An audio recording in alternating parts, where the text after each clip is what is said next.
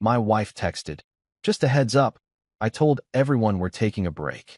While I was at a business meeting, I replied, thanks for letting me know. Then I made it permanent. The Facebook relationship status change she saw at her sister's wedding. Thursday afternoon. I was mid-presentation in a downtown Chicago boardroom, the kind of room that smells like expensive cologne, recycled air, and quiet judgment. The CFO was staring at me like I'd just asked him to invest in time travel. My laser pointer hand was trembling from too much caffeine, and my half-dead coffee was doing its best impression of a survival tool. Our predictive model can save your company up to $12 million annually, I said, trying to sound like someone who hadn't been awake since 5 a.m. The projector hummed. The executives blinked. Then my phone buzzed. Once. Twice. The vibration was subtle, but my brain caught it like a dog hearing the word walk. Marina, my wife, probably sending a meme or another list of things I forgot to do around the house. I ignored it. Big mistake. When you're in a high-stakes pitch, you can't afford distractions. But apparently, my marriage couldn't afford patience. 45 minutes later, after handshakes and forced smiles, I finally checked my phone. One text. Short. Casual. Too casual. Just a heads up, I told everyone we're taking a break. LOL. We can talk when you're back Sunday. My sister's wedding is this weekend. Super busy. Read it once. Then again. Then a third time because my brain refused to believe this was real life. Told everyone. Past tense. Meaning the memo had already gone out to her entire circle, probably with matching emojis and a side of melodrama. We're taking a break. Wasn't a question. It was a press release I never approved. And the LOL? That was the garnish of cruelty. A digital shrug at the implosion of a 6-year marriage. You know that slow, rising heat that crawls up your neck when reality decides to smack you? Yeah, that. I sat there in that sterile conference room, staring at her message like it was an ad for stupidity I'd accidentally subscribed to. Everyone else was packing up their laptops, laughing, networking. Me? I was debating whether I'd just been soft-launched into divorce. My thumbs hovered over the screen. I could have written something emotional, something rational, something that would later get quoted by therapists in case studies about communication breakdowns. Instead, I typed, thanks for letting me know. Hit send. Minimalist. Efficient. Emotionally bankrupt, just like her timing. After that, I did what any self-respecting man freshly single via text would do. I went downstairs to the hotel bar and ordered something strong enough to erase vowels from my vocabulary. The bartender, a guy named Vince with the patience of a saint and the face of someone who's seen too many midlife crises, poured me a double whiskey and said, rough day? You could say that, I replied. My wife just ended our marriage with a text that included a LOL. He froze mid-polish. She ended it with a laugh? Yup. He winced. That's criminal. Technically not yet, but give me the weekend. I downed the drink, and for a second, the burn made more sense than my entire relationship. I thought about calling her, but what was the point? She was super busy with wedding prep, probably telling everyone some filtered version of the story. He was distant. He was always working. We grew apart. Yeah, because one of us was out there building a future while the other was flirting with her high school nostalgia like it was a career path. I stared into my empty glass, thinking about how many signs I'd missed. The girls' weekends that lasted 5 days. The sudden obsession with Pilates. The way she started ending phone calls with K instead of love you. I thought we were just going through a slump. Turns out, I was just going through the prequel to my own humiliation.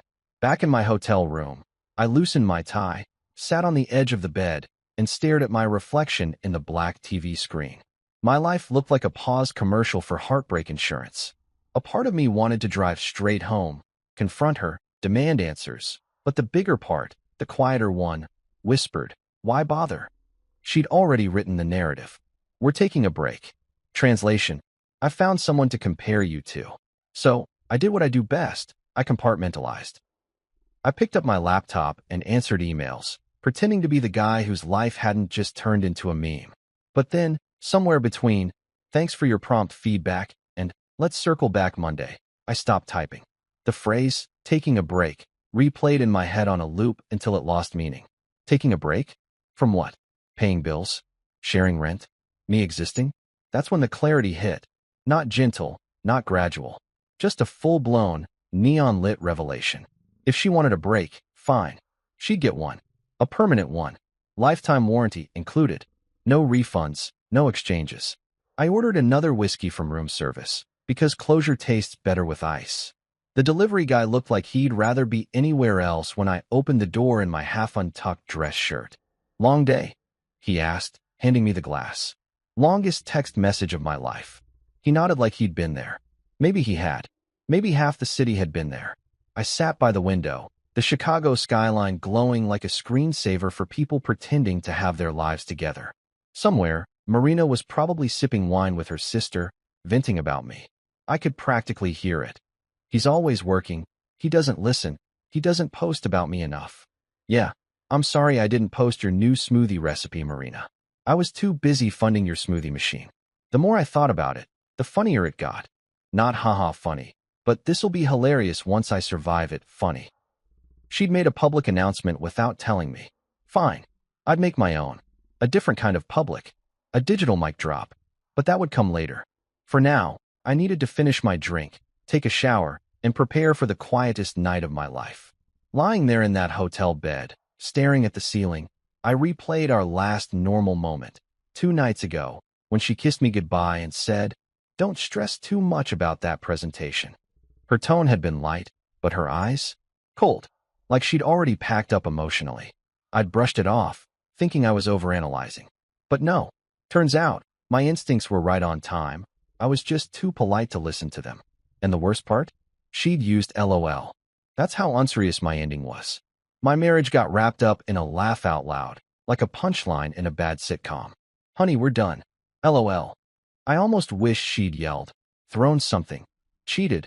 At least those require effort. But this was lazy heartbreak. Breakup by text message. I was a notification away from being replaced. So I made a decision that night, cold, calm, and beautifully petty. If she wanted a break, she'd get the most efficient one imaginable. No long talks. No tearful reconciliations. I'd give her what she wanted, but better, cleaner, faster. Like an Apple update she didn't read the terms for. I smiled to myself, clinking the last bit of ice in my glass. "Congrats, Marina," I whispered into the dim hotel room. "You just launched version 2.0 of me. Now with zero tolerance for nonsense." Then I turned off the lights, set my phone face down, and let the city hum me to sleep. Tomorrow, I'd go from shocked husband to strategically single. She wanted a break? She was about to find out what it meant to be truly logged out. Back in my hotel room, still wearing my suit like a man who'd lost both the deal and the girl, I stared at my reflection in the blackout window. I looked like one of those motivational speakers who never quite made it to the stage. My tie was loose, my hair was a negotiation between burnout and broke, and my phone kept lighting up with nothing but silence. No follow-up text from Marina. No apology. Just that earlier digital guillotine. "We're taking a break." I sat there for 10 whole minutes, just breathing, until I realized breathing wasn't helping. So I grabbed my laptop and did what any emotionally stable, recently text-dumped husband would do. I opened Facebook. There it was, our relationship status sitting there smugly under our profile photos. Married to Marina Vasquez. The kind of digital declaration that once meant something back when people used to frame wedding photos instead of posting them for likes. My cursor hovered over it. For a moment, I hesitated. Changing that status felt like pushing a button that would set off emotional fireworks across every device in her family tree. But then I remembered her text, the LOL, the casual apocalypse of it. And suddenly, I wasn't hesitant anymore. Click. Relationship status. Single. No tears. No speech. Just pure, algorithmic justice. The second I hit save, it felt like deleting a virus. Somewhere out there, Facebook servers were sending her friends a little notification. Lucas Merritt is now single. I almost wished I could have seen her face. The kind of slow, wide-eyed horror that only happens when someone realizes they're not the only one who can play the public relations game. While I waited for the dopamine to kick in, I poured myself a cheap bourbon from the minibar and opened a new tab. Google search bar, blank, judgmental, ready. I typed, "Can you evict your spouse if she's not on the lease? Because why wallow when you can strategize?" And would you believe it? Turns out, yes. If they're not on the lease or contributing rent directly, they're considered a guest. Legally, just a guest. Not a tenant, not a co-owner, not even a roommate. A guest. And guests can be asked to leave at any time. If they refuse, it's called trespassing. I nearly choked on my bourbon. It was like reading divine scripture. And lo, the Lord said unto him, Thou shalt not tolerate freeloaders who light too many candles. See, Marina had moved into my place 2 years ago. Never wanted her name on the lease because it felt too permanent. Oh, the irony. Back then, I thought it was cute, free-spirited, spontaneous, romantic even. Turns out, it was the smartest thing she ever did for me without meaning to. Because now, the legal system and I were suddenly best friends. I called my landlord the next morning, Gordon, a retired jazz musician turned property manager, who wore Hawaiian shirts even in January. The kind of guy who didn't know the meaning of stress unless rent was late. Hey man, I said, trying to sound casual, like this was just another Thursday problem. Quick question, if my wife isn't on the lease but lives here, what's the process for, asking her to leave? Gordon chuckled like I'd just asked for a recipe. She paying rent? Nope, just fills the place with candles and drama. Then she's a guest, he said without missing a beat. Tell her to pack her stuff. If she refuses, it's trespassing. You can call the cops. I blinked. Wait, you're telling me I can legally change the locks? Absolutely. My cousin did it last month to his ex, worked like a charm. Music to my ears. I thanked him, hung up, and leaned back in the hotel chair like a man who'd just discovered fire. I wasn't angry anymore. I was inspired. This wasn't heartbreak, it was a project. And nobody executes a plan better than a man who just got embarrassed in a group chat. By 10 a.m., I was making lists. Literal lists. One for what she owned, too much. One for what I'd keep, my sanity. And one for what I'd burn if necessary, her collection of motivational throw pillows. Marina had this obsession with putting inspirational quotes on everything. Pillows, mugs, even the bathroom mirror. Good vibes only. Choose joy. Gratitude is an attitude. Yeah? Well, eviction is a lifestyle. I texted my friend Owen, who worked in real estate and occasionally moonlighted as my bad decision consultant. Me, how fast can you change a lock? Owen, is this a real estate question or an emotional one? Me, both. Owen, what did Marina do now? Me, announced our breakup to the world mid-board meeting. Owen, Jesus. Okay, when are you flying back? Me, tomorrow. Operation Freedom starts Saturday. Owen, you naming your revenge plan? Me, you're damn right I am. Friday morning, I woke up early, still in that weird, electric mix of heartbreak and motivation. I checked Facebook again. Sure enough, my status update had done its job. Notifications flooded my feed. Some people liked it. Some commented with the classic "you good, bro" messages. And a few mutual friends, those nosy little digital squirrels, probably screenshotted it for Marina. I didn't care. Let the public know. Let the group chats buzz. I was done being the quiet one. As I packed my bag, I found her old note tucked in my laptop sleeve. The one she'd written a year ago before a business trip. Miss you already. Can't wait for Sunday pancakes. Love, M. I stared at it for a second, waiting for nostalgia to hit. It didn't. Just irritation. Pancakes my ass. She hadn't cooked breakfast in 6 months. I crumpled the note, tossed it into the hotel trash, and muttered, Guess I'll make my own damn pancakes. The flight back home felt like an episode of emotional turbulence. Middle seat, crying baby, Wi-Fi slower than moral growth in her family group chat. I sat there, sipping bad airplane coffee, rehearsing everything I'd say to her if she was home when I arrived. The speech went through several drafts in my head, starting with calm reasoning, devolving into courtroom-style cross-examination, and ending somewhere between petty sarcasm and complete emotional anarchy. But by the time we landed, I'd realized I didn't want a confrontation. I wanted silence. The kind of silence that echoed after closure. I texted Luis the locksmith before the plane even taxied to the gate. Hey man, you available Saturday afternoon? He replied with a thumbs-up emoji and a receipt for professionalism. That night, I treated myself to room service one last time. Steak, mashed potatoes, and a slice of chocolate cake I didn't need, but damn well earned. I toasted myself with my water glass. To clean exits, I said aloud, ignoring the side eye from the maid who'd just walked in with extra towels. Then I opened Facebook again, not to post, but to scroll. And there it was, Marina's page. Updated, polished, and nauseatingly curated.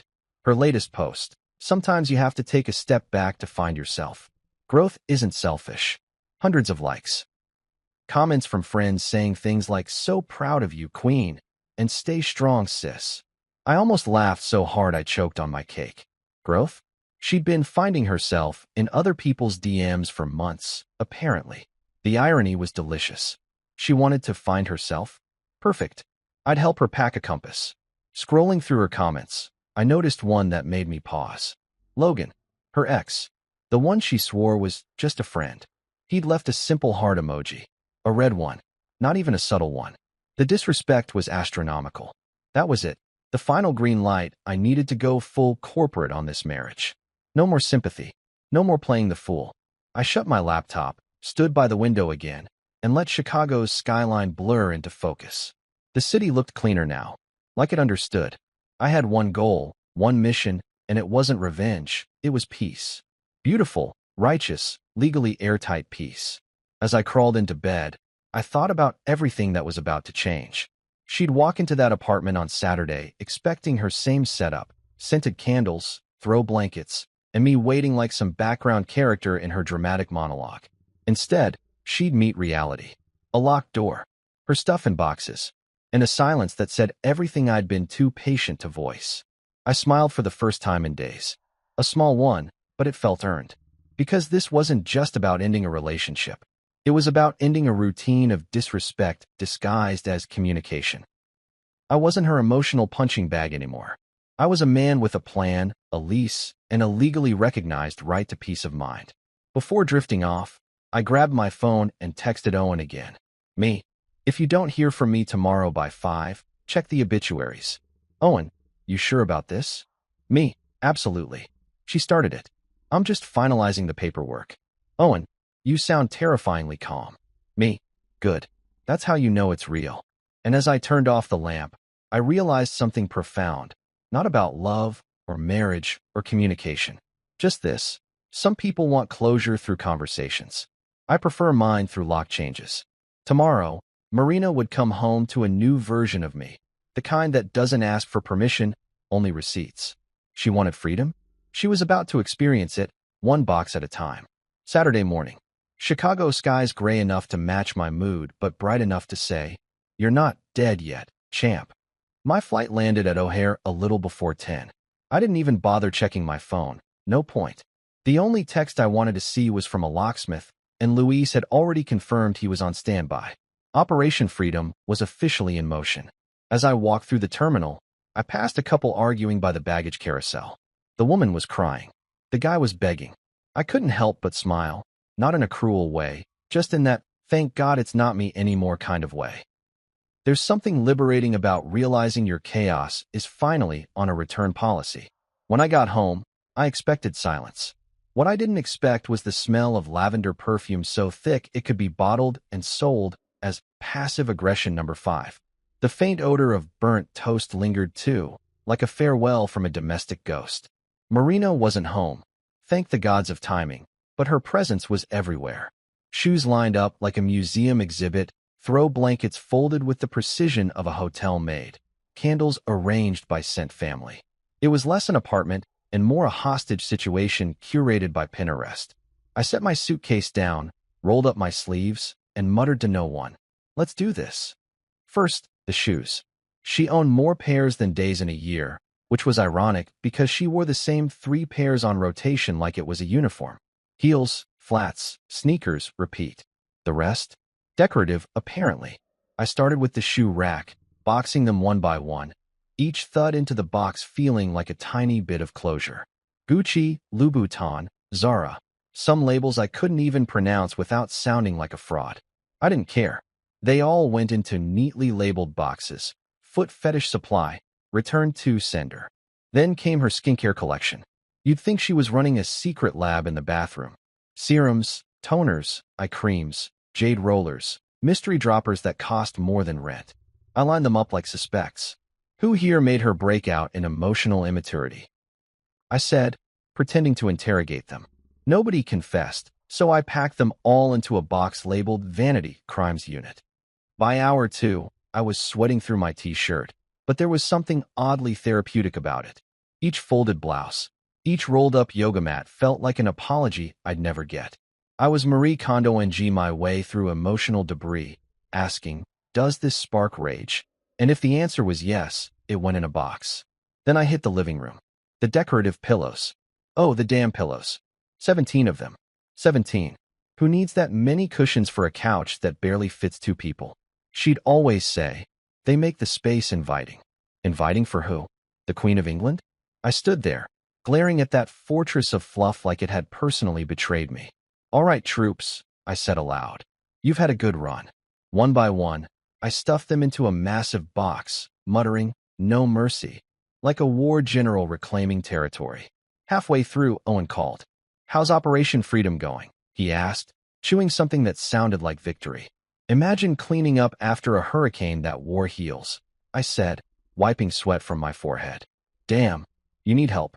No, I'm in my Zen era. Zen? Yeah, I'm one Beyoncé song away from a full emotional rebirth. He laughed. Just don't light her stuff on fire. Courts frown on that. I'm not a monster, Owen. I'm a minimalist. After hanging up, I took a break, poured myself an iced coffee, and looked around. The place already felt lighter, quieter, like I'd finally removed an echo that had been talking back for years. I walked into the bedroom and stared at our, sorry, my bed. The comforter, the scented candles, the his and hers nightstands. I smirked. Guess it's just his now. I grabbed her side's drawer handle and pulled. Inside, lip balms, random jewelry, and a stack of wedding cards we'd kept for nostalgia. Big mistake. One card caught my eye. Her handwriting, dated from our first anniversary. You make me feel safe, seen, and supported. Love you forever. I read it twice. My stomach twisted, but then the sarcasm kicked in like a life raft. Yeah, safe enough to nuke my marriage via text, I muttered, tossing it into a box. Sentimentality had left the building. By noon, I was nearly done. Boxes stacked neatly by the door, labeled like a UPS driver's fever dream. Shoes and lies, spa supplies and secrets, candles and contradictions. My living room looked like the aftermath of a breakup sale. That's when Louise showed up. Mid-40s, mustache, and an energy that screamed, divorced twice and unbothered. You the guy who called about the locks? He asked. That's me. He glanced at the boxes, nodded knowingly. Breakup day. I smiled. You could say that. He pulled out his tools. Happens more than you'd think. People trust the wrong ones, forget to trust the locks. That might be the most profound thing anyone's ever said in this apartment, I said. He shrugged. It's in the job description. 30 minutes and 2 clicks later, the locks were changed. Luis handed me the new keys like a priest delivering absolution. You're free, man, he said. Feels like it. I tipped him extra. He deserved it just for the poetry. As he left, I tested the new lock. Smooth, decisive. The sound it made was like a period at the end of a very long, very unnecessary paragraph. I stared at the door for a few seconds, letting it sink in. For the first time in months, the place actually felt like mine. No background tension, no forced small talk, no silent treatment disguised as peace. Just quiet. I ordered takeout. Thai food, the kind she hated because she claimed cilantro tasted like betrayal. Fitting. I ate it straight from the container while scrolling through social media. Her latest post was still up, taking time to focus on myself this weekend. The comments section was a shrine of, you got this, queen. And self-care is everything. I laughed so loud I scared the neighbor's cat off the windowsill. If only they knew that self-care currently meant homeless pending pickup.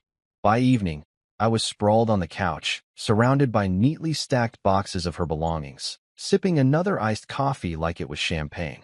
It wasn't sadness I felt. It was relief with a hint of caffeine overdose. I turned on some music, something upbeat, and started doing small cleanup rounds, vacuuming, wiping down counters, reclaiming space that used to be hers. It was like spring cleaning for the soul. Around 7 p.m., I texted Owen a picture of the boxes. Me. Mission accomplished. Owen, damn. You work fast. Me. Efficiency is the best revenge. Owen. You gonna tell her, or let the new locks do the talking? Me.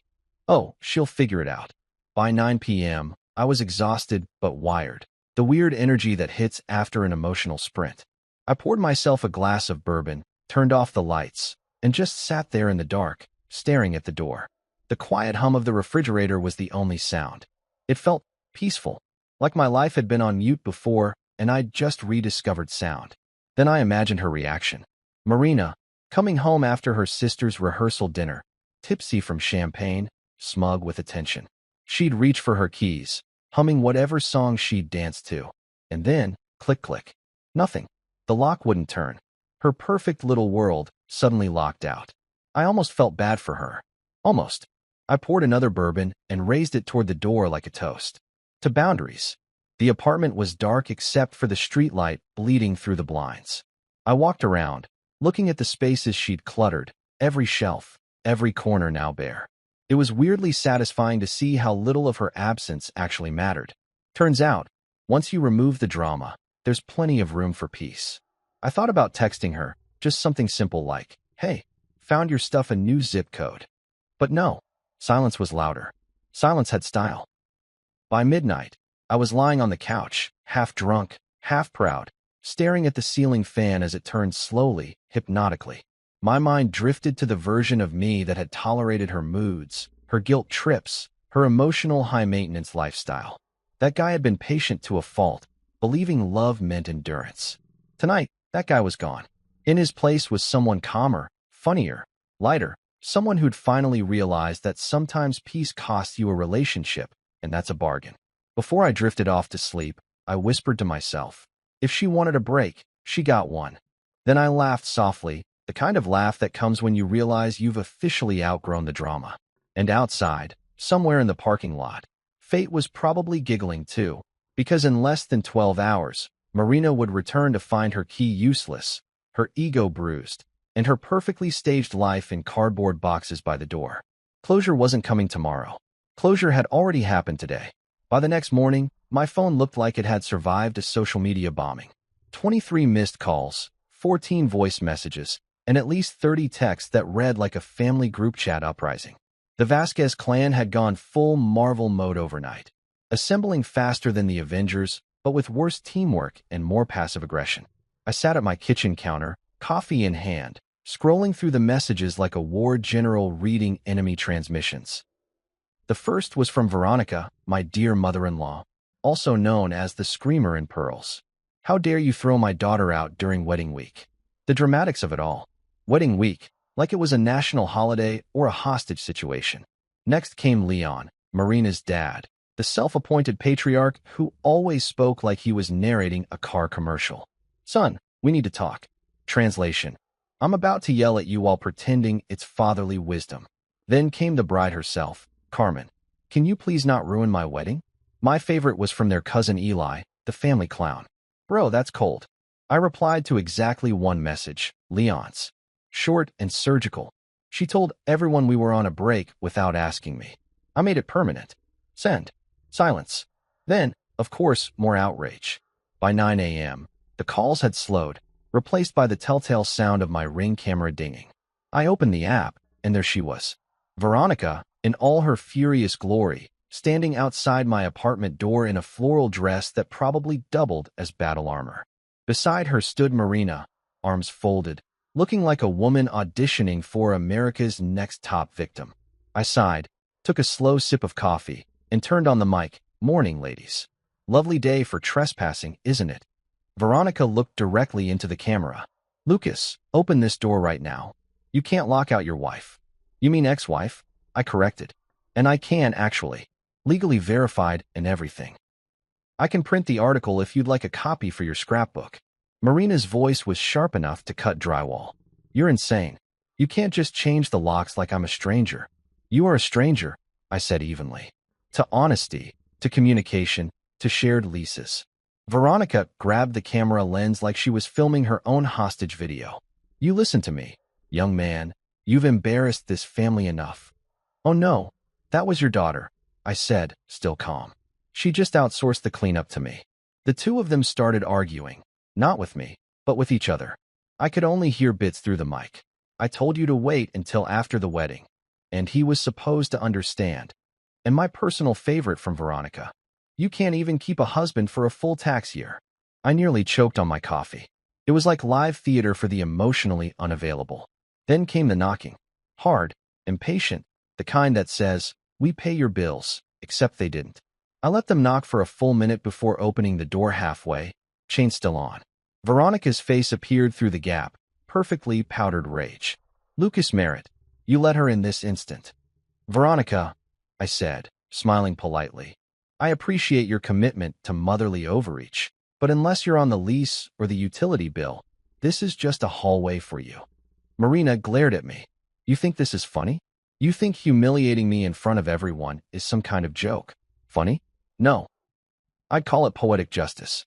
You announced a breakup to everyone, remember? I'm just catching up to the headline." She scoffed. "You're acting like a child." I shrugged. Children don't usually pay rent or hire locksmiths. So technically, I'm acting like a responsible adult. Veronica gasped. "You will not speak to her that way." I didn't realize there was a right way to talk to someone who started her single era in a group chat. I replied. Leon appeared then, because of course he did. Dads can sense chaos within a 3-mile radius. He came striding down the hallway in khakis and a polo like he was about to mediate a little league dispute. "Lucas," he said, holding up both hands. "Let's calm down." "I am calm, Leon." "Okay, well, she's upset. Maybe just let her come inside and get her bearings." "Her bearings are in those boxes." I pointed to the neatly stacked towers beside the door, color-coded and labeled. I even wrapped the fragile ones. He blinked. "You boxed her things?" "Of course. I run an efficient operation." Marina threw her hands up. "Oh my God, you're enjoying this." "Not enjoying. Just documenting." I pulled out my phone and started filming. Gotta keep records. You know, for the next episode of the Audacity Chronicles. Veronica lunged for the phone, but Leon stopped her. "Enough," he said firmly. "Lucas, listen, she made a mistake. She was emotional. Maybe you can forgive, move past it." I looked him dead in the eye. "Leon, if she'd just cheated, I could almost respect it. At least that requires effort. What she did was lazy betrayal, the text message equivalent of ghosting your mortgage." Carmen appeared next, the bride, the family's peacekeeper, looking exhausted and overdressed for confrontation. "Everyone stop," she pleaded. "My wedding is in 2 days. Can we not turn this into a reality show?" Marina whirled on her sister. "Don't you dare take his side." "I'm not taking sides," Carmen yelled. "I'm taking deep breaths because you're ruining my rehearsal dinner." I leaned casually against the doorframe. She's not wrong. This is giving more drama than romance. "Lucas," Marina shrieked. "Marina." I mimicked, because maturity's overrated once someone weaponizes family. Veronica pointed a shaking finger at me. "You're going to regret this when your next girlfriend sees how cruel you can be." "Actually," I said, "my next girlfriend will probably thank me for the improved security system." Leon rubbed his temples. "This is unbelievable." "No," I corrected. "This is closure. You're witnessing it in real time." They all started talking over each other then. Accusations, sob stories, half-truths, all bouncing off the hallway walls like emotional dodgeballs. I stood there behind the chain lock, sipping coffee like a museum guard watching visitors argue over modern art. Eventually, Carmen had enough. "That's it," she snapped. "Mom, Dad, Marina, get in the car. We're leaving. Right now." Veronica turned to her. "We are not leaving until he apologizes." "For what?" I asked. "Being efficient?" "For being a monster," she yelled. I smiled. "A monster with a lease." Carmen grabbed Marina by the arm. "You can cry later. We've got a florist meeting in 30 minutes, and you look like you wrestled a raccoon." "Wow," I said. "Sister of the year." Carmen glared at me. "Don't make me regret defending you." "Lucas." "Defending me?" She rolled her eyes. "She's been lying to everyone for weeks, saying you're the reason she's miserable. I told Mom to stay out of it. She didn't. So here we are." I raised an eyebrow. "So you do see the pattern?" Carmen sighed. "Don't push it." Then to her sister, "Grab your boxes or don't. Either way, we're leaving."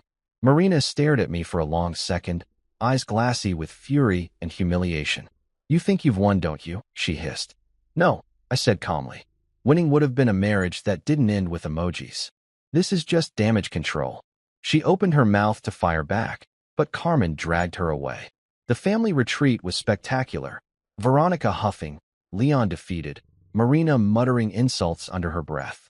I watched them disappear into the elevator, the metallic doors sliding shut like punctuation on the loudest paragraph of my life. When the hall went quiet again, I closed the door, locked it, and just stood there, smiling. Not the manic kind. The peaceful, post-storm grin of someone who just survived emotional weather. I went to the kitchen, poured another cup of coffee, and turned on the radio. Some old blues track played. Smooth, ironic, perfect.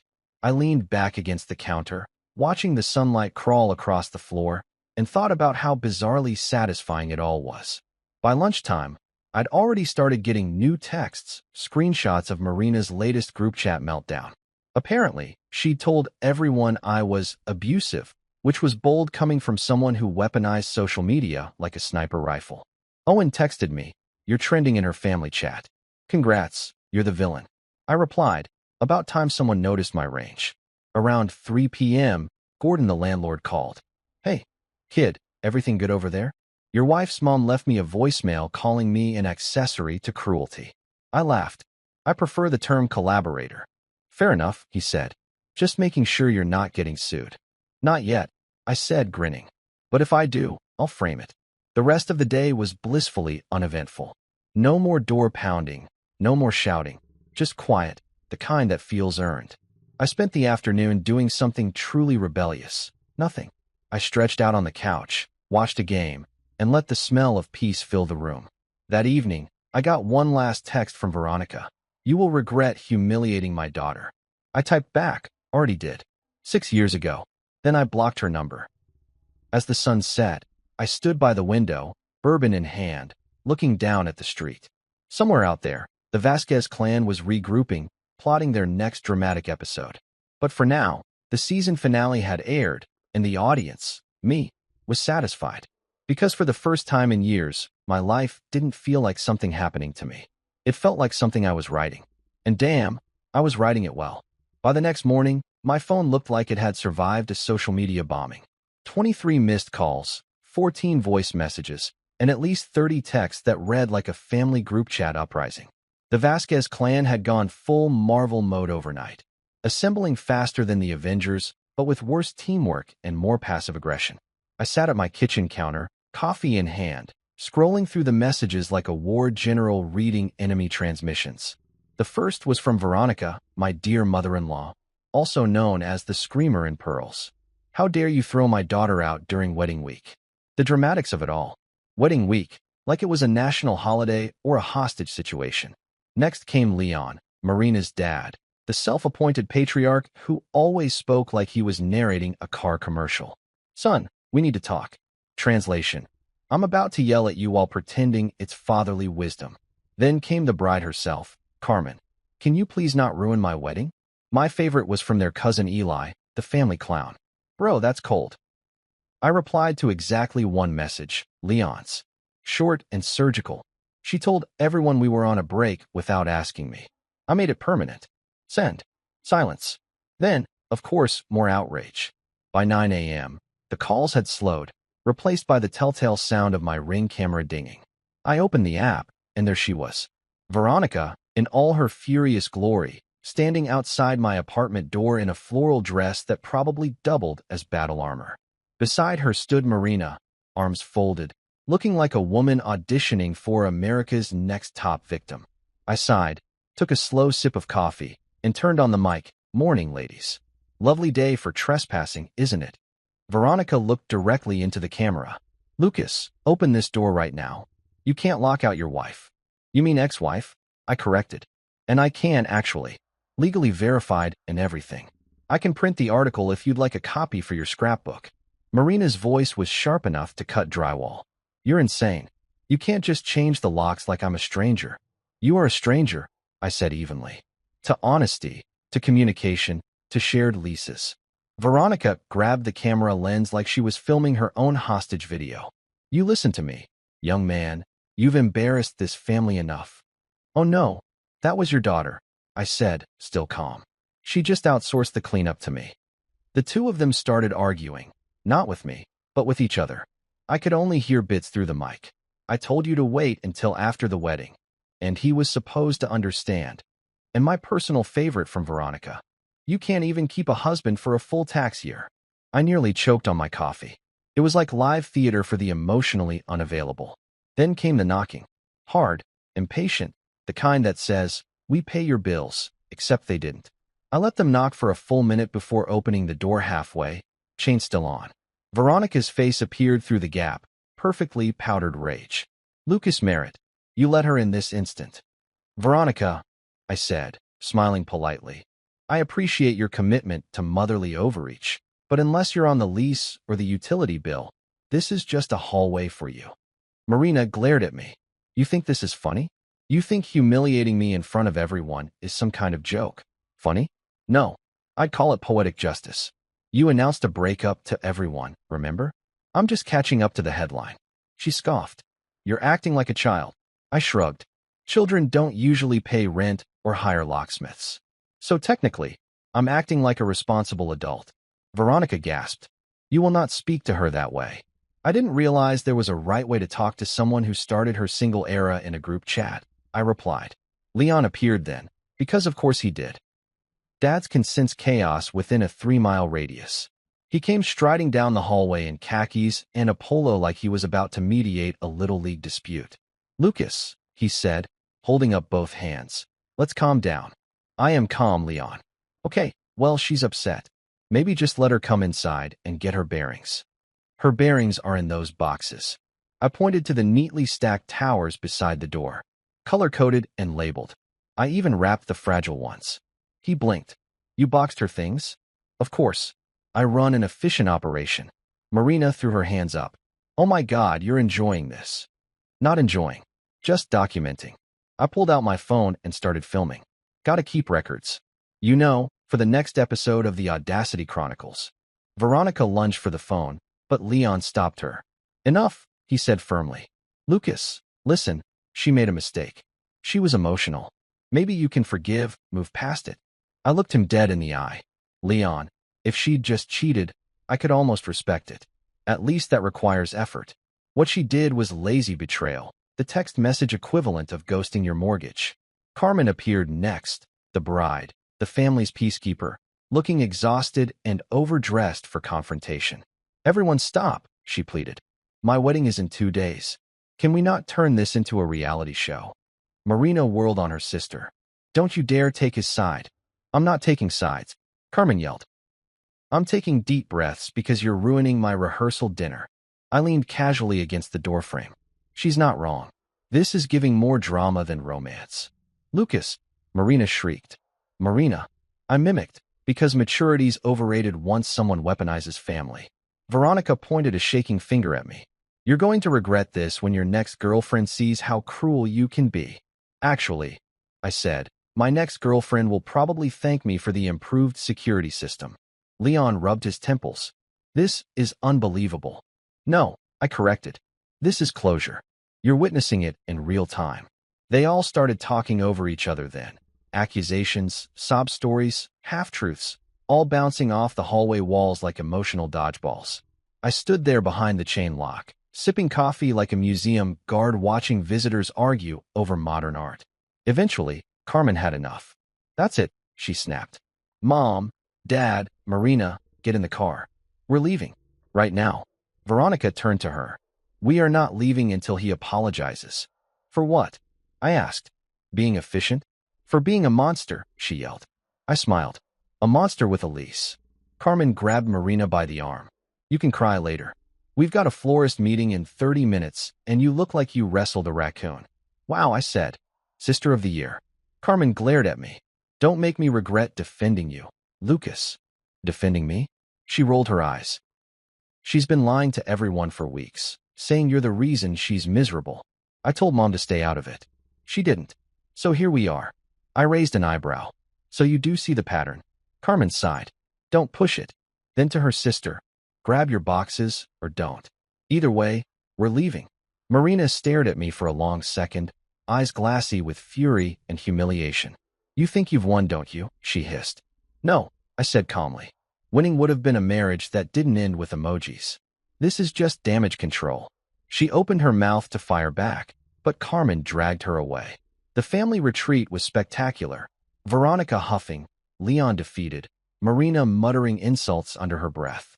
I watched them disappear into the elevator, the metallic doors sliding shut like punctuation on the loudest paragraph of my life. When the hall went quiet again, I closed the door, locked it, and just stood there, smiling. Not the manic kind, the peaceful, post-storm grin of someone who just survived emotional weather. I went to the kitchen, poured another cup of coffee, and turned on the radio. Some old blues track played, smooth, ironic, perfect. I leaned back against the counter, watching the sunlight crawl across the floor, and thought about how bizarrely satisfying it all was. By lunchtime, I'd already started getting new texts, screenshots of Marina's latest group chat meltdown. Apparently, she'd told everyone I was abusive, which was bold coming from someone who weaponized social media like a sniper rifle. Owen texted me, "You're trending in her family chat. Congrats, you're the villain." I replied, "About time someone noticed my range." Around 3 p.m., Gordon the landlord called. "Hey, kid, everything good over there? Your wife's mom left me a voicemail calling me an accessory to cruelty." I laughed. "I prefer the term collaborator." "Fair enough," he said. "Just making sure you're not getting sued." "Not yet," I said, grinning. "But if I do, I'll frame it." The rest of the day was blissfully uneventful. No more door pounding, no more shouting, just quiet, the kind that feels earned. I spent the afternoon doing something truly rebellious. Nothing. I stretched out on the couch, watched a game, and let the smell of peace fill the room. That evening, I got one last text from Veronica. "You will regret humiliating my daughter." I typed back, "Already did. 6 years ago." Then I blocked her number. As the sun set, I stood by the window, bourbon in hand, looking down at the street. Somewhere out there, the Vasquez clan was regrouping, plotting their next dramatic episode. But for now, the season finale had aired, and the audience, me, was satisfied. Because for the first time in years, my life didn't feel like something happening to me. It felt like something I was writing. And damn, I was writing it well. By the next morning, my phone looked like it had survived a social media bombing. 23 missed calls, 14 voice messages, and at least 30 texts that read like a family group chat uprising. The Vasquez clan had gone full Marvel mode overnight, assembling faster than the Avengers, but with worse teamwork and more passive aggression. I sat at my kitchen counter, coffee in hand, scrolling through the messages like a war general reading enemy transmissions. The first was from Veronica, my dear mother-in-law, also known as the Screamer in Pearls. "How dare you throw my daughter out during wedding week?" The dramatics of it all. Wedding week, like it was a national holiday or a hostage situation. Next came Leon, Marina's dad, the self-appointed patriarch who always spoke like he was narrating a car commercial. "Son, we need to talk." Translation: "I'm about to yell at you while pretending it's fatherly wisdom." Then came the bride herself, Carmen. "Can you please not ruin my wedding?" My favorite was from their cousin Eli, the family clown. "Bro, that's cold." I replied to exactly one message, Leon's. Short and surgical. She told everyone we were on a break without asking me. I made it permanent. Send. Silence. Then, of course, more outrage. By 9 a.m., the calls had slowed, replaced by the telltale sound of my Ring camera dinging. I opened the app, and there she was. Veronica, in all her furious glory, standing outside my apartment door in a floral dress that probably doubled as battle armor. Beside her stood Marina, arms folded, looking like a woman auditioning for America's Next Top Victim. I sighed, took a slow sip of coffee, and turned on the mic. "Morning, ladies. Lovely day for trespassing, isn't it?" Veronica looked directly into the camera. "Lucas, open this door right now. You can't lock out your wife." "You mean ex-wife?" I corrected. "And I can, actually. Legally verified and everything. I can print the article if you'd like a copy for your scrapbook." Marina's voice was sharp enough to cut drywall. "You're insane. You can't just change the locks like I'm a stranger." "You are a stranger," I said evenly. "To honesty, to communication, to shared leases." Veronica grabbed the camera lens like she was filming her own hostage video. "You listen to me, young man. You've embarrassed this family enough." "Oh no, that was your daughter," I said, still calm. "She just outsourced the cleanup to me." The two of them started arguing, not with me, but with each other. I could only hear bits through the mic. I told you to wait until after the wedding. And he was supposed to understand. And my personal favorite from Veronica. You can't even keep a husband for a full tax year. I nearly choked on my coffee. It was like live theater for the emotionally unavailable. Then came the knocking. Hard, impatient, the kind that says, "We pay your bills," except they didn't. I let them knock for a full minute before opening the door halfway, chain still on. Veronica's face appeared through the gap, perfectly powdered rage. "Lucas Merritt, you let her in this instant." "Veronica," I said, smiling politely, "I appreciate your commitment to motherly overreach, but unless you're on the lease or the utility bill, this is just a hallway for you." Marina glared at me. "You think this is funny? You think humiliating me in front of everyone is some kind of joke? Funny? No. I'd call it poetic justice. You announced a breakup to everyone, remember? I'm just catching up to the headline." She scoffed. "You're acting like a child." I shrugged. Children don't usually pay rent or hire locksmiths. So technically, I'm acting like a responsible adult. Veronica gasped. "You will not speak to her that way." I didn't realize there was a right way to talk to someone who started her single era in a group chat. I replied. Leon appeared then, because of course he did. Dads can sense chaos within a 3-mile radius. He came striding down the hallway in khakis and a polo like he was about to mediate a Little League dispute. "Lucas," he said, holding up both hands. "Let's calm down." "I am calm, Leon." "Okay, well, she's upset. Maybe just let her come inside and get her bearings." "Her bearings are in those boxes." I pointed to the neatly stacked towers beside the door. Color-coded and labeled. I even wrapped the fragile ones. He blinked. "You boxed her things?" "Of course. I run an efficient operation." Marina threw her hands up. "Oh my God, you're enjoying this." "Not enjoying. Just documenting." I pulled out my phone and started filming. Gotta keep records. You know, for the next episode of the Audacity Chronicles. Veronica lunged for the phone, but Leon stopped her. "Enough," he said firmly. "Lucas, listen, she made a mistake. She was emotional. Maybe you can forgive, move past it." I looked him dead in the eye. "Leon, if she'd just cheated, I could almost respect it. At least that requires effort. What she did was lazy betrayal, the text message equivalent of ghosting your mortgage." Carmen appeared next, the bride, the family's peacekeeper, looking exhausted and overdressed for confrontation. "Everyone stop," she pleaded. "My wedding is in 2 days. Can we not turn this into a reality show?" Marina whirled on her sister. "Don't you dare take his side." "I'm not taking sides," Carmen yelled. "I'm taking deep breaths because you're ruining my rehearsal dinner." I leaned casually against the doorframe. She's not wrong. This is giving more drama than romance. "Lucas," Marina shrieked. "Marina." I mimicked, because maturity's overrated once someone weaponizes family. Veronica pointed a shaking finger at me.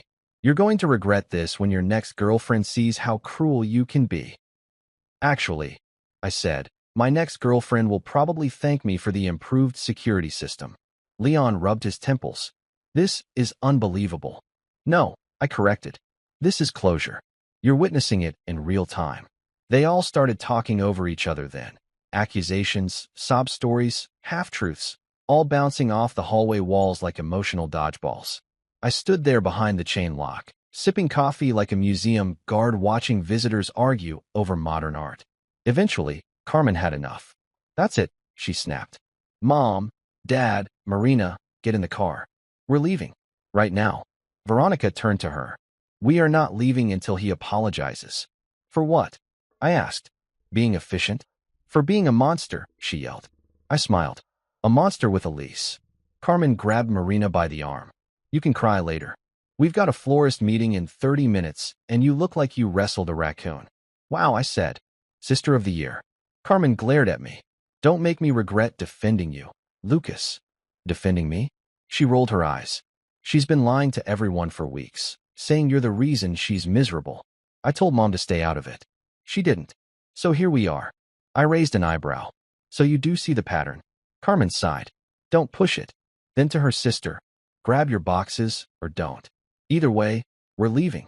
Marina stared at me for a long second, eyes glassy with fury and humiliation. "You think you've won, don't you?" she hissed. "No," I said calmly. "Winning would have been a marriage that didn't end with emojis. This is just damage control." She opened her mouth to fire back, but Carmen dragged her away. The family retreat was spectacular. Veronica huffing, Leon defeated, Marina muttering insults under her breath. I watched them disappear into the elevator, the metallic doors sliding shut like punctuation on the loudest paragraph of my life. When the hall went quiet again, I closed the door, locked it, and just stood there, smiling. Not the manic kind, the peaceful, post-storm grin of someone who just survived emotional weather. I went to the kitchen, poured another cup of coffee, and turned on the radio. Some old blues track played, smooth, ironic, perfect. I leaned back against the counter, watching the sunlight crawl across the floor, and thought about how bizarrely satisfying it all was. By lunchtime, I'd already started getting new texts, screenshots of Marina's latest group chat meltdown. Apparently, she'd told everyone I was abusive, which was bold coming from someone who weaponized social media like a sniper rifle. Owen texted me, "You're trending in her family chat. Congrats, you're the villain." I replied, "About time someone noticed my range." Around 3 p.m., Gordon the landlord called. "Hey, kid, everything good over there? Your wife's mom left me a voicemail calling me an accessory to cruelty." I laughed. "I prefer the term collaborator." "Fair enough," he said. "Just making sure you're not getting sued." "Not yet," I said, grinning. "But if I do, I'll frame it." The rest of the day was blissfully uneventful. No more door pounding, no more shouting, just quiet, the kind that feels earned. I spent the afternoon doing something truly rebellious. Nothing. I stretched out on the couch, watched a game, and let the smell of peace fill the room. That evening, I got one last text from Veronica. "You will regret humiliating my daughter." I typed back, "Already did. 6 years ago." Then I blocked her number. As the sun set, I stood by the window, bourbon in hand, looking down at the street. Somewhere out there, the Vasquez clan was regrouping, plotting their next dramatic episode. But for now, the season finale had aired, and the audience, me, was satisfied. Because for the first time in years, my life didn't feel like something happening to me. It felt like something I was writing. And damn, I was writing it well. Saturday morning hit like a hangover from someone else's drama. I woke up to sunlight slicing through the blinds, birds chirping like nothing catastrophic had happened, and a phone that wouldn't stop vibrating on the nightstand. I rolled over, grabbed it, and, surprise, my entire feed had turned into a highlight reel of bad decisions. Marina Vasquez, maid of honor turned main event, starring in The Crying Game, Wedding Edition. The first photo I saw was a group shot. Carmen in her wedding dress, glowing like she'd swallowed the concept of grace, the groom beaming beside her. And then, stage left, Marina, mascara dripping down both cheeks like war paint, clutching a bouquet that looked like it had just witnessed a crime. The caption, "Family is everything red heart #Vasquez wedding #sisters forever." Sure, if forever means 48 hours and a restraining order. I took a sip of coffee and scrolled like a man binge-watching Karma. Every new photo was a different stage of collapse. Slide 2. Marina wiping tears mid-vow, bridesmaids pretending not to notice. Slide 3. Her smiling for the camera but her eyes screaming, "Delete this later." Slide 4. A video uploaded by Cousin Eli. I hit play because curiosity always wins. The video opened on a crowded reception hall, string lights, champagne, fake laughter. Then the camera panned to the dance floor, where Marina was attempting a smile while holding a wine glass the size of a fishbowl.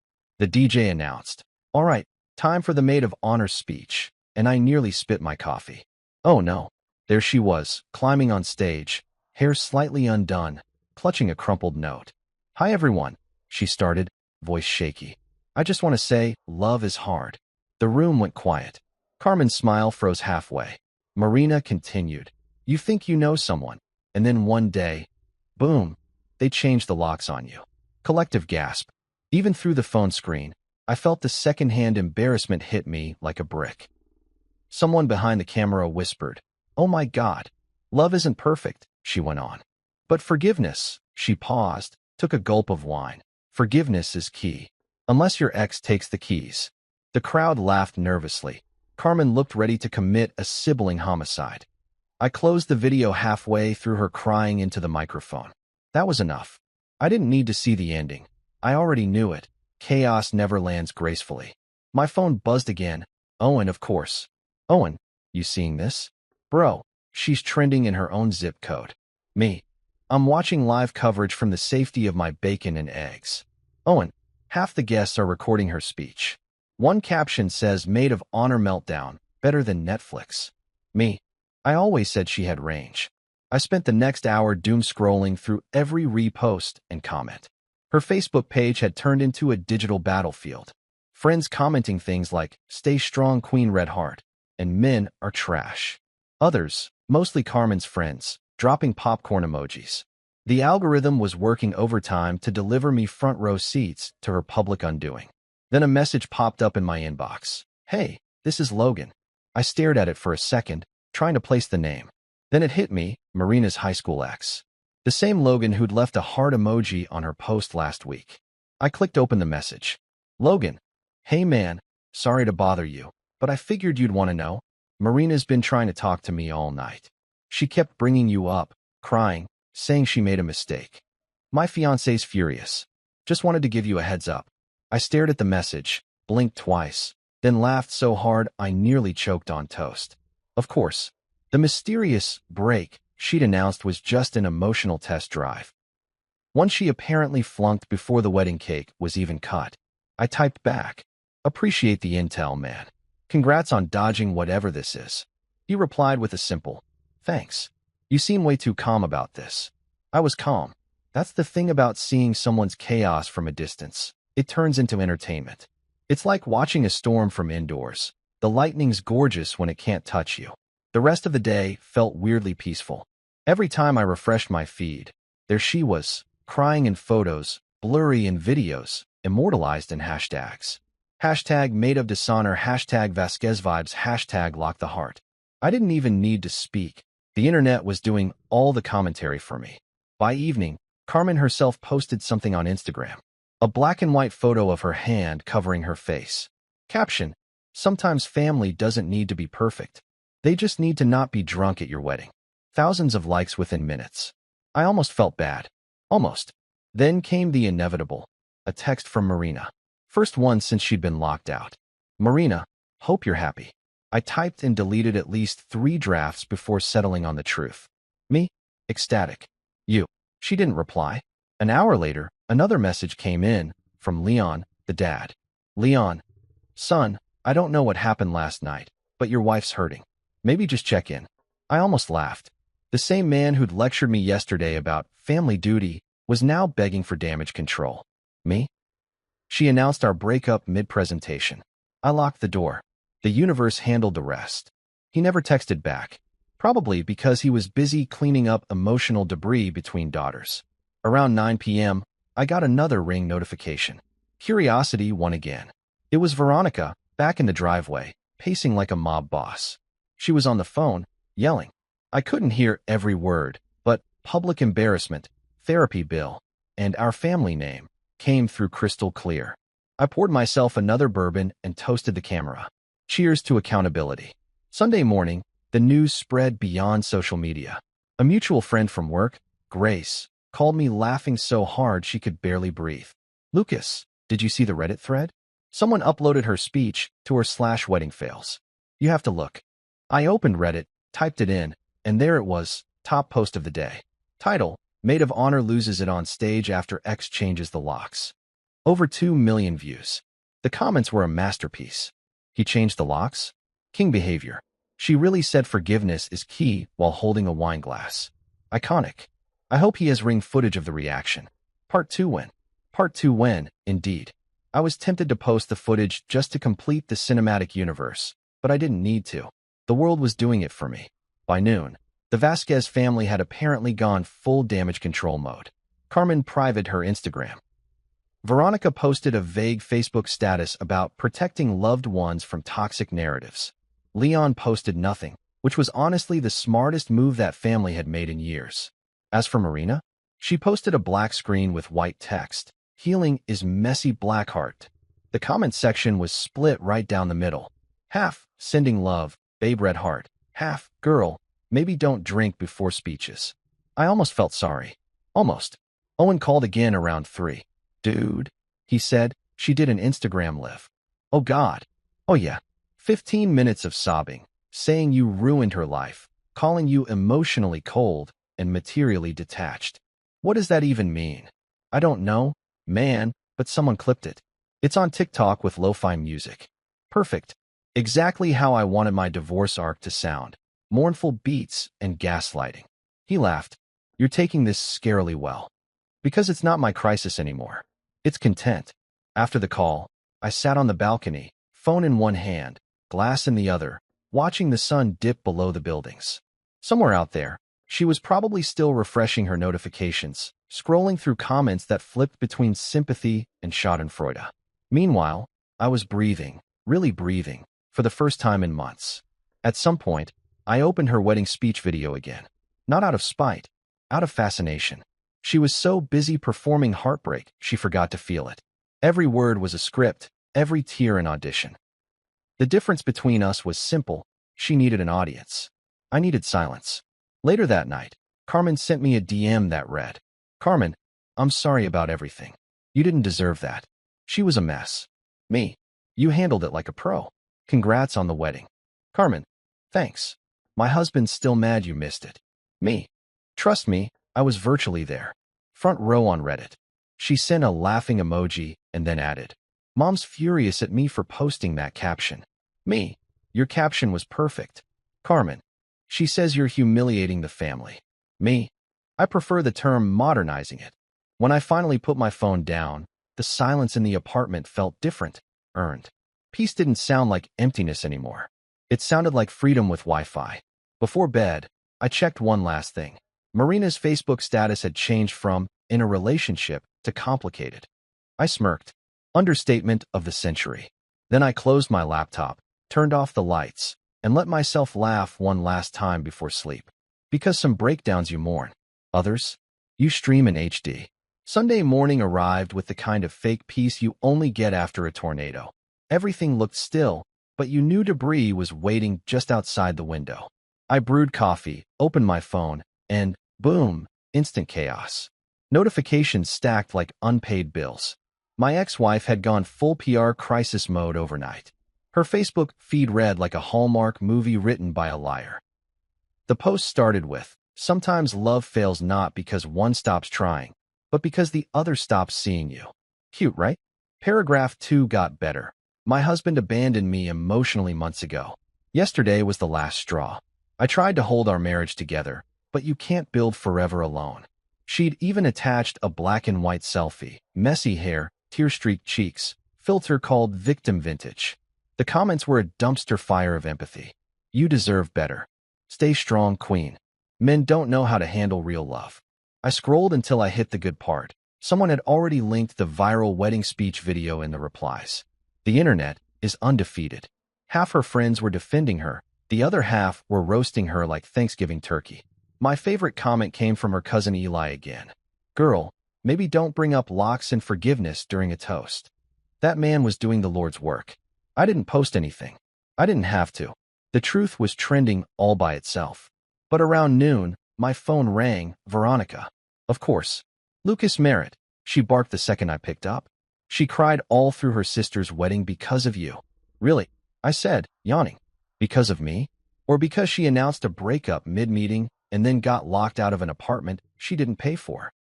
You're cruel, she shouted. Heartless. Veronica, I said calmly. If cruelty means not letting your daughter freeload and gaslight me, then yes. Call me Cruella. You'll regret this when everyone sees how cold you are. I hope they do, I said. I could use the good press. She hung up after that, probably to write her own Facebook manifesto. By 1 p.m., Marina's post had over 300 comments, a split audience cheering for Team Marina or Team Logic. I was tagged in at least a dozen threads. Owen texted me a screenshot with the caption, Bro, you're officially the villain in a Hallmark reboot. Perfect, I typed back. Villains get the best lines. Still, curiosity got me. I clicked open the thread where she'd called me emotionally unavailable. The first reply underneath? Carmen, her sister. This isn't what happened, Marina. You embarrassed everyone yesterday. Please stop lying. I almost spit coffee. Family betrayal on the timeline, chef's kiss. Within minutes, the post disappeared. Deleted. The internet never forgets, though. Screenshots were already circulating like bootleg merch. An hour later, another ping, Marina's Instagram story. A photo of an empty wine glass and the caption, "Trying to heal when the person who hurt you doesn't care." No tag, but please. I might as well have been the glass. I watched it play out like a sport. Every time she posted, the comments turned into a public courtroom. Someone wrote, "Didn't she do that breakup thing by text?" Another replied, "Yeah, but he changed the locks." Someone else chimed in, "Sounds like equal chaos." That's the internet for you. No referees, just spectators throwing popcorn. Then came the direct message. Marina, hope you're proud of yourself. Everyone's calling me the villain. Me? That's crazy. I thought that was my role. Marina, you ruined my reputation. Me? You did that with Wi-Fi and poor timing. Marina, I loved you, Lucas. You made me feel small. Me? No, I just stopped applauding. Three dots appeared, disappeared, reappeared. Then nothing. I put my phone down, stepped onto the balcony, and breathed in the quiet Chicago air. Below, some couple walked their dog, laughing. Probably thought love was permanent. I didn't blame them. I used to think the same. By evening, Carmen called. Her voice sounded tired, wedding aftershock tired. Hey, just checking you're alive. Barely, I said. The internet thinks I'm a supervillain. Well, she said, at least you're trending. I laughed. How's the newlywed life? Or should I say crisis management life? She sighed. Mom's furious. Dad's pretending not to be. Marina's locked in her room, watching sad movies. The bridesmaids are still gossiping about the speech. It's a circus. You sound thrilled. I sound exhausted. And for the record, I told her to delete that post. She did, I said, after you publicly called her out. That wasn't planned. I just snapped. She's been telling people you cheated on her with your coworker. I blinked. Excuse me. Yeah. Said you had an emotional affair with your assistant. Assistant?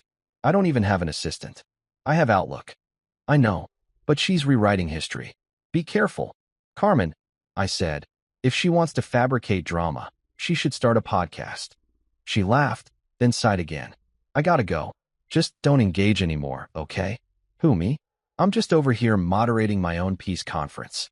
After hanging up, I opened my laptop and started drafting a LinkedIn post. Something neutral, professional, but pointed. Sometimes the hardest lessons in leadership come from personal boundaries. Invest in what respects you. Simple, vague, perfect. Within an hour, it had 50 likes. Petty? Maybe. Therapeutic? Absolutely. Around 10 that night, another buzz, Owen again. You see her TikTok? What TikTok? She made a montage. Sad music, slow motion. Your wedding photos fading into footage from the notebook. Oh God. Caption says, when forever turns into never. Comments are roasting her.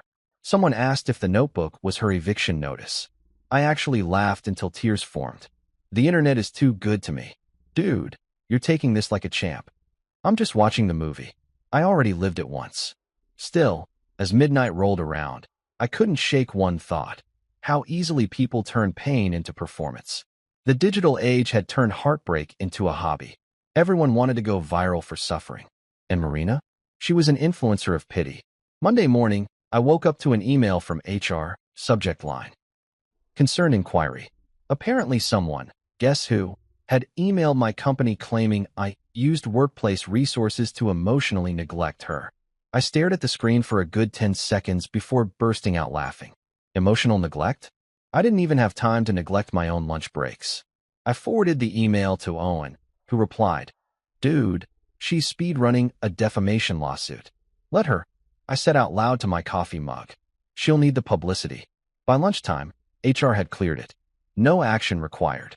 I celebrated by ordering sushi and posting a photo of it with the caption, nothing like raw honesty. Maybe 10 people got the joke, but it was worth it. Then, because the universe loves comedy, Marina tried to call. I let it ring out. 10 seconds later, she texted, Please just talk to me. I ignored it. Another came. I can fix this. Another.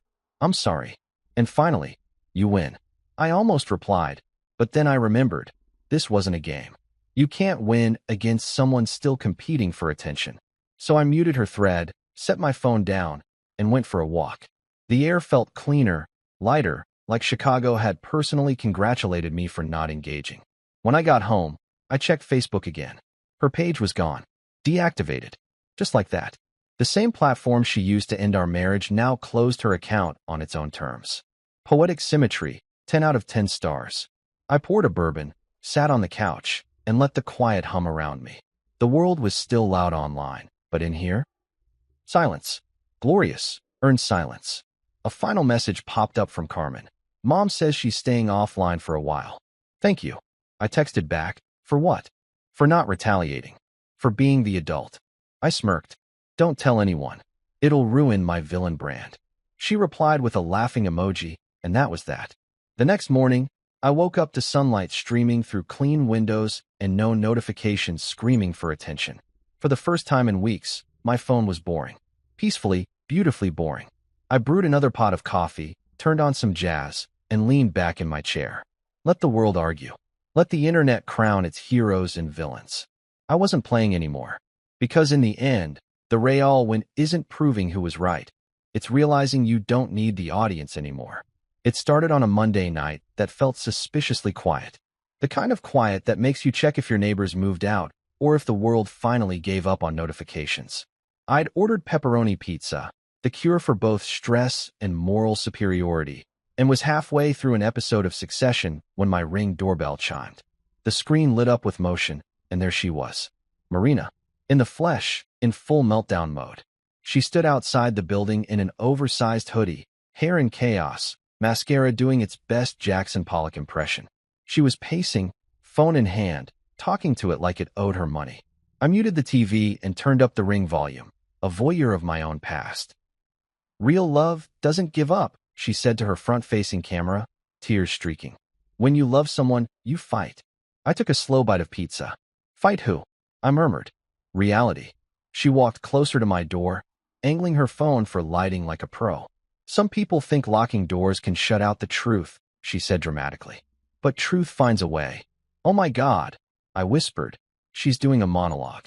Every few seconds, she'd switch from yelling at me to addressing her invisible audience. It was part breakup vlog, part hostage video. At one point, she actually tried the doorknob. When it didn't budge, she gasped like betrayal was mechanical. I texted Owen. Guess who's auditioning for Dateline? He replied instantly. Please tell me you're recording. I sent him the Ring link. Popcorn ready, he wrote back. For 2 straight hours, she performed her one-woman show outside my apartment. Crying, pacing, preaching to the internet gods. People walking their dogs slowed down to watch, phones out. At one point, Mrs. Kowalski from 3B cracked her door and yelled, Honey, he's clearly done. Go home. Marina screamed back. This isn't about you, lady. It was becoming neighborhood television.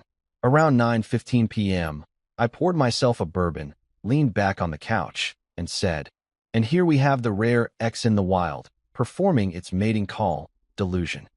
Then she sat down against the wall, head in hands, muttering. I couldn't hear much, but I caught my name, forgiveness, and he'll regret it. I wasn't sure whether to laugh or call a therapist on her behalf. At 10:07, she lifted her phone again, this time on Instagram Live. I checked my own account. Yup, she was broadcasting from outside my door to an audience of 92 people. The caption read, Sometimes love knocks and no one answers broken heart. Technically, I said to the TV, love was evicted. I watched the comments scroll. Girl, he doesn't deserve you.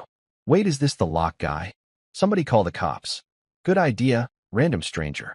After 2 hours of what could only be described as emotional interpretive dance, I called the non-emergency police line. Hey, I said. So my ex-wife's been outside my apartment live streaming for sympathy points for about 2 hours. I'd say she's emotionally stable, but she's quoting Taylor Swift between sobs.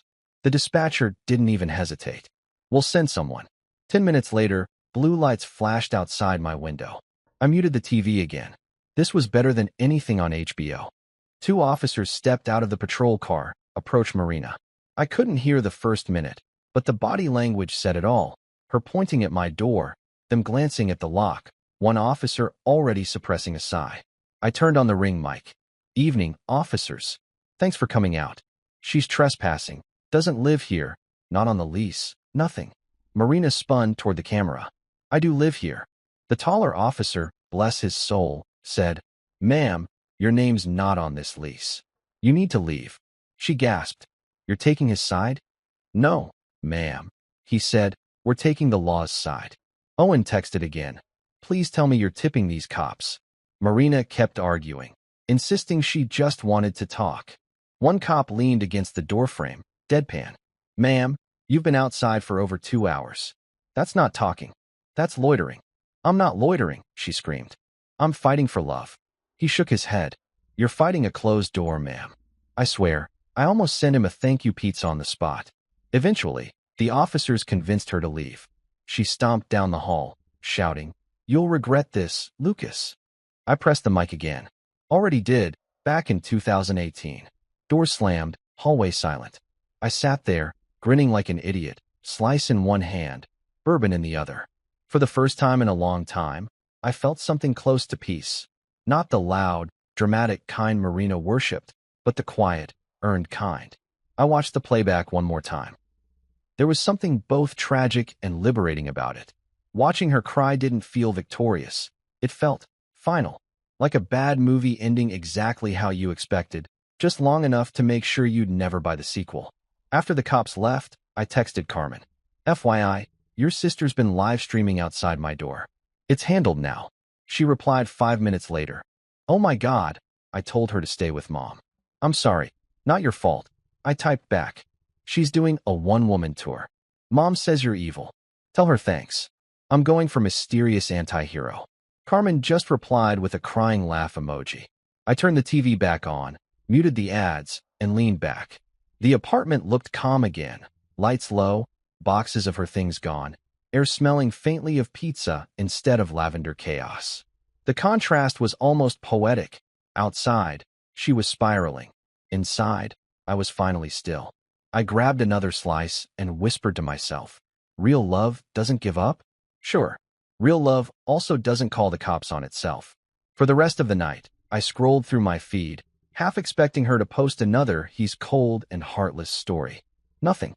Maybe the police warning finally hit. Or maybe she'd found a new audience. Either way, the silence was glorious. Around midnight, I poured the last of my bourbon, stepped out onto the balcony, and looked down at the street. The police car was gone. The world was back to normal.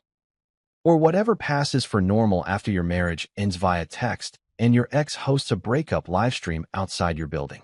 It was strange. Peace felt suspicious at first, like walking into a room after the fire's been put out and expecting more flames. But there weren't any. Just quiet. I sat there thinking about how love had turned into theater, how people perform heartbreak now like it's an Olympic event. And I realized something. Marina wasn't my responsibility anymore. Her chaos didn't belong to me. For years, I tried to fix her storms. Now I was just watching the weather from indoors. The next morning, there was a knock on my door, gentle, polite. I checked the peephole. Not Marina. The officer from last night. He was holding a clipboard. "Morning," he said when I opened the door. "Just following up on last night's report." "Everything good here. Couldn't be better," I said. He smiled faintly. "She's not allowed back on the property. We gave her a trespass warning. If she returns, call us." "Will do." He hesitated, then grinned. "Between you and me, my partner watched the Ring video this morning. Said it was the funniest domestic call he's had all year. Glad to provide entertainment." He chuckled. "Take care, Mr. Merritt." After he left, I closed the door and stood there for a moment, staring at the lock, the same lock that had started all this poetic nonsense. I turned it slowly, hearing the click. It sounded like freedom. Later that afternoon, I ordered another pizza because why mess with success? Owen called halfway through my first slice. "So," he said, "did the live performance end peacefully?" "Oh yeah," I said. "Police escorted the actress off set. Reviews are mixed, but Rotten Tomatoes gave it a 12. He laughed so hard I had to pause mid-bite. "You good, man?" "Better than I've been in years." He grew quiet for a second. "Honestly, I didn't think you'd handle it this well. Most guys would have cracked by now." "I did crack," I said, just quietly. Then I realized it wasn't worth rebuilding something that was never stable. "Damn," he said. "That's deep." "It's pizza philosophy." "Pizzalophy." He groaned. "Okay, now I regret complimenting you." We hung up after a few more jokes, and I sat there smiling. Not a vengeful smile, not even smug. Just calm. The kind that comes when you finally stop auditioning for someone else's approval. By nightfall, I deleted the old videos, archived the screenshots, and put my phone face down. Marina's meltdown didn't deserve a replay anymore. It had served its purpose, closure. The TV hummed softly, city lights blinked outside, and for the first time in months, I didn't feel like a supporting character in someone else's melodrama. I felt like a man eating pizza in peace. And if that isn't happiness, I don't know what is. The thing about karma is that it doesn't need your help. It just likes when you grab popcorn. 2 weeks after the Ring camera performance, I got the letter. Certified mail. The kind that pretends to smell like justice, but really reeks of desperation. Inside was a formal notice. Marina Vasquez versus Lucas Merritt, Small Claims Court. She was suing me for illegal eviction and emotional distress. The damages? $18,000 and a handwritten apology letter. An apology letter. Like we were 12 and the principal had just caught me pulling pigtails. I laughed so hard I scared my neighbor's cat through the wall. I sent a photo of the papers to Owen with one line. She's doubling down. He replied, "Oh, this is going to be fun. I'm bringing snacks." By the time court day rolled around, I was more than ready. I had everything printed, highlighted, and organized. The text where she ended the marriage. "Just a heads up, we're taking a break. LOL. The police report from her live stream stunt, the Ring footage, and even a notarized statement from my landlord confirming she was not on the lease. I could have taught a class called Petty Documentation and Legal Foresight 101. The courthouse smelled like bureaucracy and burnt coffee. I walked in wearing a navy suit, calm as a monk on vacation. Across the lobby, I saw her, Marina, in full wronged woman couture. Black dress, dramatic sunglasses indoors, tissue in hand like she was sponsored by Kleenex. Veronica stood beside her, whispering strategy like a deranged paralegal. Owen leaned over and muttered, "She looks like she's auditioning for Law and Order, Gaslight Victims Unit." "Shoo," I said. "Let the actress warm up." We were called into the small courtroom at 10 a.m. sharp. The judge, an older woman named Jenkins, looked like she'd seen enough divorce drama to last a century. Her eyes said, "If any of you make me late for lunch, I will personally jail you for bad vibes." Marina's lawyer, a young guy who clearly got this case from the bargain bin, started with flair. "Your Honor, my client has been the victim of an illegal eviction. She was denied access to her marital home and suffered emotional trauma as a result." Judge Jenkins raised an eyebrow. "Marital home? Is her name on the lease?" He hesitated. "Not technically, no. But then it's not marital property," she interrupted flatly. "Continue." I almost smiled. He launched into a 10-minute speech about emotional cruelty, power imbalance, and the sanctity of shared spaces. Meanwhile, Marina sniffled on cue, squeezing that tissue like it was auditioning too. When it was my turn, Owen nudged me. "Go get your Oscar." I stood, handed the judge a neatly labeled folder. "Your Honor, Exhibit A." The text message in which she unilaterally ended our marriage via emoji. Exhibit B. The police report confirming she was trespassing. Exhibit C. Video footage from my Ring camera showing her attempting to re-enter after being told she was no longer a resident. Jenkins glanced at the screenshots. You changed the locks after she texted this?" "Yes, ma'am," I said. "She said we were on a break. I just made it permanent." A small laugh rippled through the courtroom. Even Jenkins's clerk smirked before pretending to cough. Marina's lawyer tried to recover. "But, Your Honor, emotional damage." "From what?" Jenkins cut in. "Her own decision. She was under stress," he said desperately. "Her sister's wedding was that week." "Weddings are stressful," the judge said deadpan. "Not grounds for trespassing." Veronica gasped from the gallery. "He ruined her life." The judge didn't even look up. "Ma'am, unless you're an attorney of record, please be quiet." That shut her down faster than good sense ever had. Then came the highlight, the video. I played the Ring footage on the court monitor. Marina outside my door, crying, yelling, declaring to the internet that real love doesn't give up. Jenkins watched in silence, pin tapping against her chin. When it ended, she said, "So she broadcast this live?" "Yes, Your Honor," I said. I believe the phrase was, "Sometimes love knocks and no one answers." She forgot to mention it was police knocking at the end. The courtroom chuckled. The judge exhaled through her nose, fighting a smile. "I see. Then she turned to Marina. Ms. Vasquez, were you aware that broadcasting private disputes online can be considered harassment? Marina froze. I was emotional. Understandable, the judge said. But you cannot claim distress from consequences you created. Owen leaned over, whispering. We're watching a live execution. Marina's lawyer tried one last Hail Mary. Your Honor, my client only seeks closure. Then she's in the wrong building, Jenkins said dryly. 10 minutes later, it was over. Motion dismissed. No damages. No apology letter. Instead, the judge granted my counterpetition, a restraining order. 500 feet, 1 year, enforceable immediately. Marina's jaw dropped. What? You can't, he's lying. The judge banged her gavel once. Ma'am, he's documented. Case closed. Veronica erupted. This is an outrage. My daughter is the victim. The bailiff, a man built like a brick wall, stepped forward. Ma'am, please sit down or step out. Leon finally grabbed her arm. Veronica, enough. Marina turned to me, tears streaming again. You'll regret this, Lucas. You'll regret making me look like a fool. I met her gaze evenly. You didn't need help with that. Even the stenographer snorted. They stormed out, leaving the faint smell of perfume and failure behind them. Owen nudged me, whispering, that was the most satisfying courtroom episode I've ever seen. I exhaled slowly, the adrenaline finally fading. Jenkins signed the final papers and handed them to me. Mr. Merritt, she said, her tone softening. You handled this with restraint. That's rare. Thank you, Your Honor, I said. It's the bourbon. She smiled. Barely, but it counted. Good luck to you. Outside, the sun was blinding. Freedom looks brighter under courthouse glass. Owen clapped me on the back. Dude, you just won and got a standing ovation. Not bad for a Monday, I said. As we walked down the courthouse steps, a voice called out. Carmen. She stood near the parking lot, sunglasses on, hands in pockets. Hey, she said softly. Hey, I replied. I heard about the ruling. You did what you had to do. I nodded. You okay? She sighed. Barely. Mom's threatening to appeal to the family's honor. I told her honor left the group chat months ago. I laughed. Smart. She's staying with them again, Carmen said quietly. Marina. At my parents' house. She's not taking this well. She'll survive, I said. Drama's her cardio.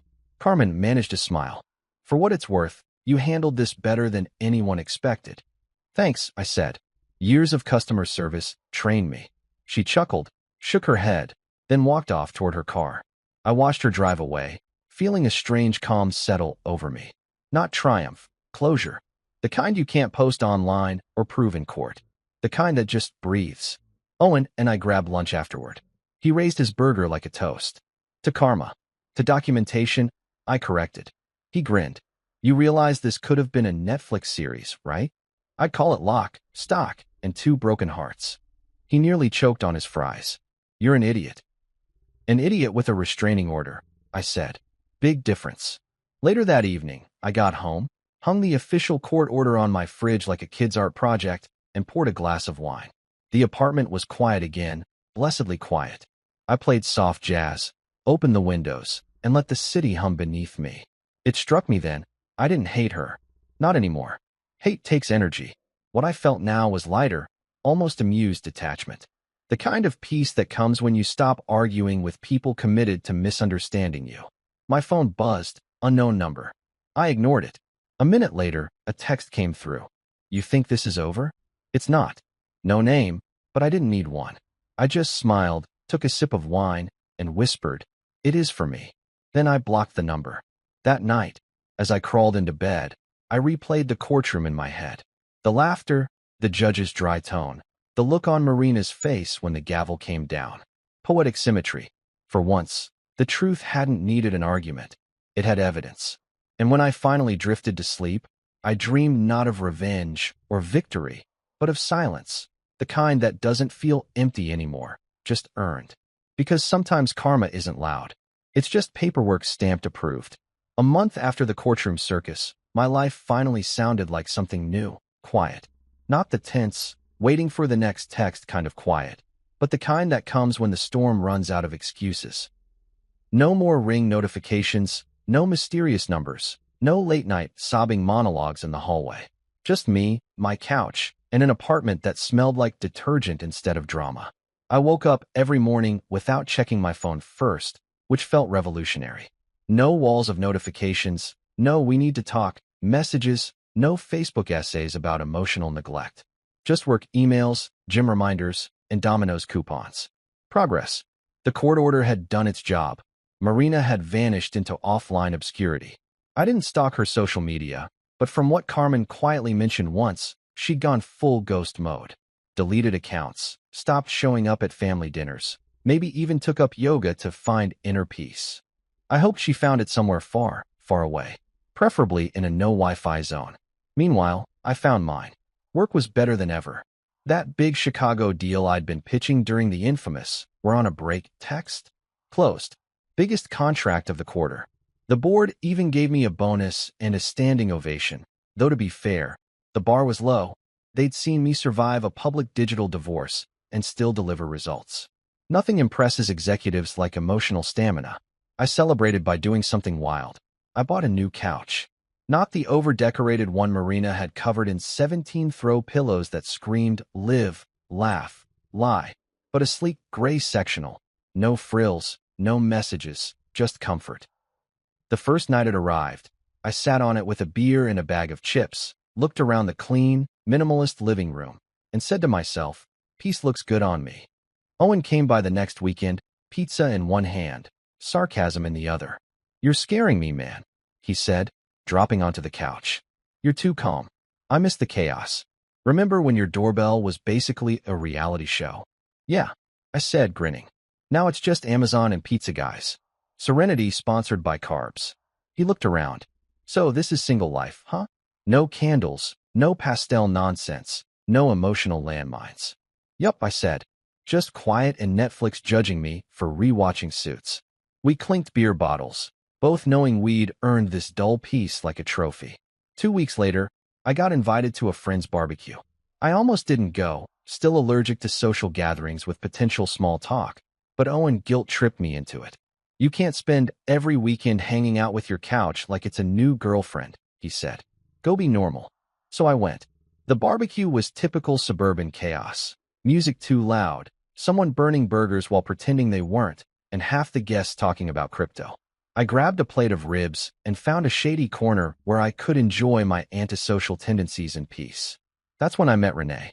She was by the drink table, arguing with a soda bottle like it had personally offended her. "Why do these caps never come off cleanly?" she muttered. I laughed before I could stop myself. She turned, smiling, eyebrows raised. "You laughing at my struggle?" "Just admiring your bravery in the face of carbonation," I said. That earned me a laugh, the real kind, not the polite one people give out of pity. She was normal, not influencer-level perfect, not overly polished, just real. Wavy brown hair, eyes that looked like they actually noticed things, and a sarcasm level that could rival mine. We started talking.